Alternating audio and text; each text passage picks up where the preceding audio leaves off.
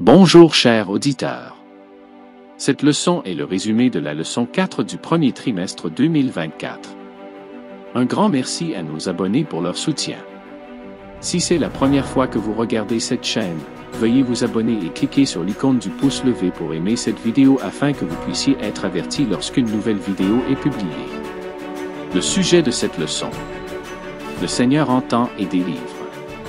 Prions. Notre Père qui est aux cieux. Merci pour cette leçon. Aide-nous à la comprendre. Seigneur, aide-nous à mettre en pratique ce que nous apprenons. Au nom de Jésus, nous te prions. Amen. Notre texte clé se trouve dans les Psaumes, chapitre 34, verset 17. Quand les justes crient, l'Éternel entend, et il les délivre de toute leur détresse.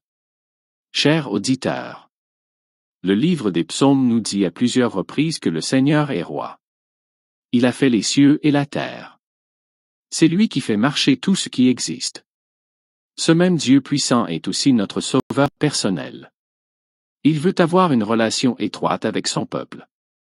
Le Seigneur est toujours avec son peuple et avec tout ce qu'il a fait dans les cieux et sur la terre. Le Seigneur n'est pas un Dieu distant et passif. Il nous connaît, prend soin de nous défend et nous libère. Dieu nous entend et agit en notre faveur. C'était l'expérience du peuple d'Israël et celle des psalmistes qui criaient à Dieu dans les moments difficiles. Nous ne sommes pas seuls dans nos difficultés, nous avons un Seigneur qui vient à notre défense. Dans cette leçon, nous allons discuter des points suivants. Le Seigneur sait, Psaume 139. Le Seigneur se soucie de nous. Psaume 121. Le Seigneur défend. Psaume 17. Le Seigneur délivre. Psaume 114. Le Seigneur entend et sauve. Point numéro 1. Le Seigneur sait. Éternel. Tu me sondes et tu me connais. Psaume 139, verset 1. David est conscient que toute sa vie est transparente devant Dieu. Dieu le connaissait déjà avant sa naissance, puisque c'est Dieu qui l'a fait grandir dans le sein de sa mère. Tu peux rencontrer Dieu où que tu ailles, car Dieu est partout. Si tu montes au plus haut aux cieux, il est là, si tu descends dans les profondeurs, il te trouve, si tu te tournes vers l'est, les ailes de l'aube, il te guide, si tu te diriges vers l'ouest, l'extrémité de la mer, sa main te défend. Il n'y a pas d'endroit si sombre qu'il puisse vous cacher de la présence de Dieu. Mais David ne cherche pas à fuir. Il veut et désire être examiné par Dieu. Il essaie de mener une vie juste qui plaise à Dieu, en se détournant du mal. Il sait que s'il échoue, Dieu redressera ses voies. Est-ce là votre expérience avec Dieu? Point numéro 2. Le Seigneur se soucie de nous. L'Éternel te gardera de tout mal, il gardera ton âme. Psaume 121, verset 7. La Bible nous montre que le Seigneur est le Dieu vivant qui sauve ceux qui le prient de les aider. Dans le psaume 16, un poète dit « Je me souviens toujours que le Seigneur est avec moi ». Le poète fait confiance à Dieu et lui demande de l'aide. Le Seigneur entendra le poète lorsqu'il est dans une grande détresse et qu'il crie à Dieu. Dieu a la force de tout changer. Il peut résoudre tous les problèmes. Le poète a donc toujours l'espoir que Dieu le sauvera. Le psaume 121 célèbre la force de Dieu. Dieu peut nous sauver parce qu'il est fort. Le poème nous promet que Dieu ne te laissera pas tomber. Ton protecteur, celui qui veille sur toi, ne s'endormira pas. Parce que le Seigneur est le protecteur d'Israël, il est toujours prêt à sauver ses enfants. Le Seigneur te protège comme l'ombre te protège du soleil. Cette image nous aide à nous souvenir du grand nuage dans le livre de l'Exode.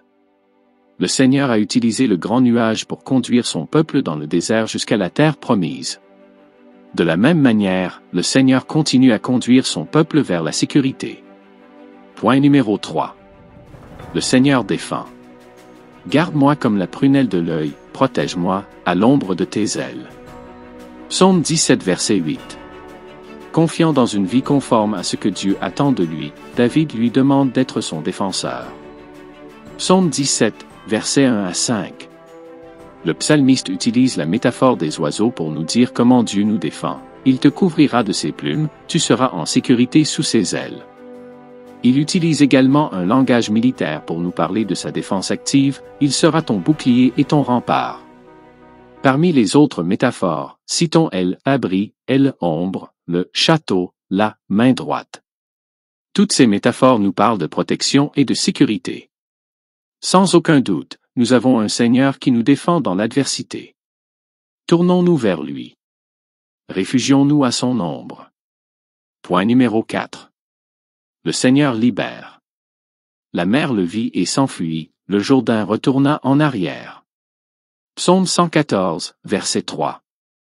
Le psaume 114 est un magnifique poème qui raconte comment Dieu a aidé son peuple à s'échapper d'Égypte. Dans l'Ancien et le Nouveau Testament, les auteurs bibliques ont utilisé cette expérience comme une image pour nous montrer comment Dieu sauve son peuple. Dans 1 Corinthiens 10, versets 1 à 4, Paul voit dans toute l'histoire du livre de l'Exode une image de la manière dont Jésus-Christ nous sauve du péché. Le psaume 114 nous montre également que, puisque Dieu a tout créé, il contrôle la nature. C'est en contrôlant la nature que Dieu a sauvé son peuple de l'Égypte. La mer, le Jourdain, les montagnes et les collines sont des images de la nature et des pouvoirs humains. Ces puissances ont essayé d'arrêter Israël sur le chemin de la terre promise. Mais Dieu contrôle la nature et toutes les puissances humaines. Il en va de même aujourd'hui. Les enfants de Dieu, en tout temps et en tout lieu, sont en route vers la terre promise du ciel. Le chemin est semé d'embûches. Le livre des psaumes nous encourage à détourner notre regard du danger des collines pour le tourner vers celui qui a fait la terre. Les enfants de Dieu, en tout temps et en tout lieu, sont en route vers la terre promise du ciel. Le chemin qui y mène est semé d'embûches. Le livre des psaumes nous encourage à détourner notre regard du danger des collines pour nous tourner vers celui qui a fait la terre. Point numéro 5. Le Seigneur entend et sauve. Lisons le psaume chapitre 20, verset 2. Qu'il t'envoie le secours du sanctuaire, qu'il t'accorde l'appui de Sion. Le Seigneur est très puissant. Cette vérité biblique devrait faire trembler la terre entière devant le Seigneur. Le mot « trembler » est une image. Comment devons-nous comprendre ce mot? Est-ce que « trembler » signifie que nous devons avoir peur de Dieu? Bien sûr que non. Le mot « secouer » nous montre que nous devons adorer le Seigneur. Voici d'autres exemples qui expliquent cette idée. Avec Dieu à nos côtés, nous n'avons pas besoin d'avoir peur de quoi que ce soit. Approchons-nous donc avec assurance du trône de la grâce afin d'obtenir miséricorde et de trouver grâce, pour être secourus dans nos besoins. Hébreux 4, verset 16. Bien que le sanctuaire se trouve sur le mont Sion, à Jérusalem, les Israélites savaient que Dieu n'y habitait pas physiquement. Dieu habite dans les hauteurs, dans le vrai tabernacle que l'Éternel a dressé, et non un homme, mais c'est de là qu'il entend et qu'il sauve. Lorsque les gens maintiennent une relation correcte avec Dieu par la repentance et l'acceptation de sa grâce et de son pardon, ils peuvent invoquer la garantie de délivrance de Dieu. Le service du sanctuaire représentait le salut trouvé en Jésus. Le livre des psaumes renforce notre foi en Dieu.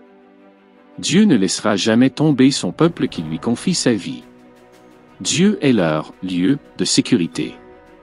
Dieu fera des choses puissantes pour ceux qui se confient en lui. La raison pour laquelle certains de ses membres sont faibles est qu'ils se fient à leur propre sagesse. Ils ne donnent pas au Seigneur la possibilité de les aider.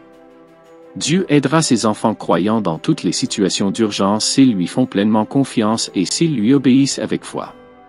Parfois, nous avons du mal à croire aux merveilleuses promesses du livre des psaumes. Nos problèmes et nos souffrances nous font douter de la volonté de Dieu de nous aider. Lorsque les temps sont durs, nous devons faire confiance à la miséricorde de Dieu. Chers auditeurs, c'est la fin de cette leçon. Veuillez la partager avec vos amis et vos proches. Que Dieu vous bénisse.